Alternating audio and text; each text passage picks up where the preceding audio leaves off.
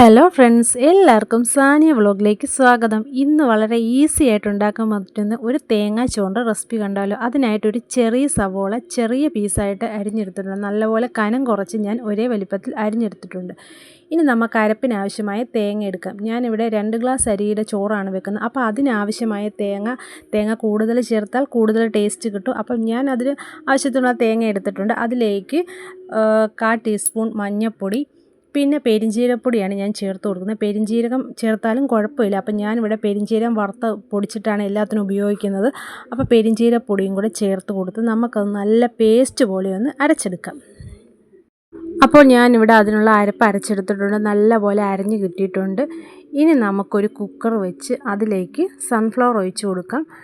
ഞാൻ സൺഫ്ലവറിൻ്റെ കൂടെ 1 സ്പൂൺ നെയ്യും കൂടെ ചേർത്ത് കൊടുക്കുന്നുണ്ട്. അത് ചോറൊന്നും കൂടെ സോഫ്റ്റ് ആകാൻ വേണ്ടിയാണ് നെയ്യ് ചേർത്ത് കൊടുക്കുന്നത്. നെയ്യ് ചേർത്ത് കൊടുത്തില്ലെങ്കിലും കുഴപ്പമില്ല, സൺഫ്ലവർ മാത്രം ചേർത്താലും മതി.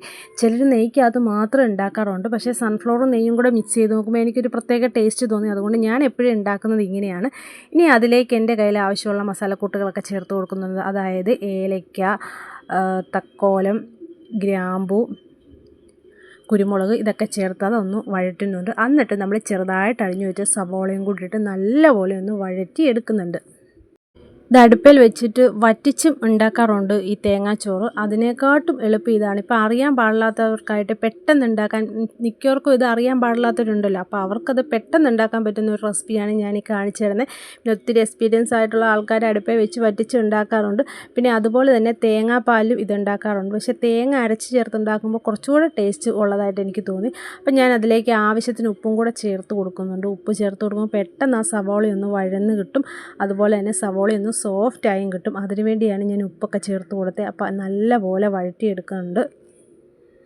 പിന്നെ വീഡിയോ അവസാനം വരെ എല്ലാവരും കാണണം. എന്തെന്ന് വെച്ച് കഴിഞ്ഞാൽ അവസാനം വരെ കണ്ടാൽ മാത്രമേ മനസ്സിലാകത്തുള്ളൂ. സ്കിപ്പ് ചെയ്ത് കണ്ടു കഴിഞ്ഞാൽ അത് പാളിപ്പോവും. കാരണം കുക്കറിലാണ് നമ്മൾ ഉണ്ടാക്കുന്നത്. അപ്പം വീഡിയോ ലാസ്റ്റ് വരെ കാണണം.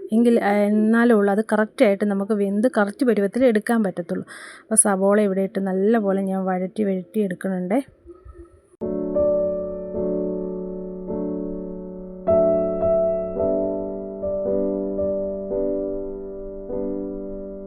അപ്പോൾ ഞാനിവിടെ അരി എടുത്തിട്ടുണ്ട്. അപ്പോൾ 2 ഗ്ലാസ് അരിയാണ് എടുത്തിരിക്കുന്നത്.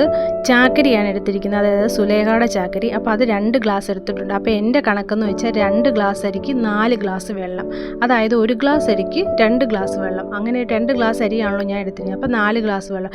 പിന്നെ കുറച്ചും കൂടി ടേസ്റ്റ് കിട്ടാൻ വേണ്ടി ഞാനൊരു ശകലം മല്ലിപ്പൊടിയും കൂടി ചേർത്ത്, ഒരു 1/4 ടീസ്പൂൺ മഞ്ഞൾപ്പൊടിയും കൂടി ചേർത്ത് കൊടുക്കുന്നുണ്ട്. നിങ്ങൾക്കത് ഇഷ്ടമുണ്ടെങ്കിൽ ചേർത്താൽ മതി. അത് ചേർത്തില്ലെങ്കിലും കുഴപ്പമില്ല.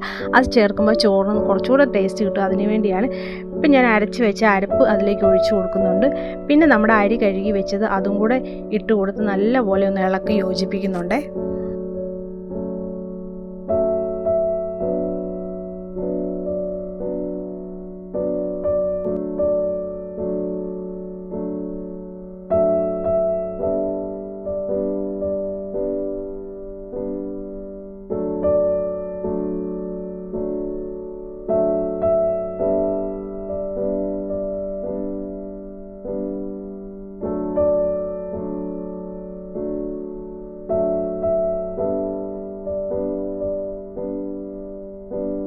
അപ്പോൾ അതിലേക്ക് ഞാൻ 4 ഗ്ലാസ് വെള്ളം എടുത്ത് വെച്ചിട്ടുണ്ട്. അതും കൂടെ ഒഴിച്ചു കൊടുക്കുന്നുണ്ട്.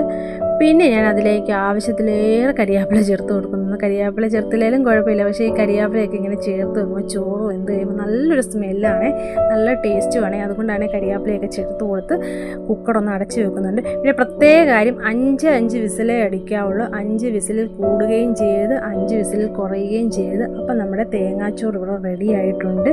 നല്ല ബീഫ് കറിയും സാലഡും പപ്പടവും ഒക്കെ ആയിട്ട് കഴിക്കാൻ പറ്റിയ ടേസ്റ്റി ആയിട്ടുള്ളൊരു ചോറാണ്. എല്ലാവരും ഒന്ന് ട്രൈ ചെയ്ത് നോക്കുക. വീഡിയോ ഇഷ്ടപ്പെട്ടാൽ ലൈക്ക് ചെയ്യുക.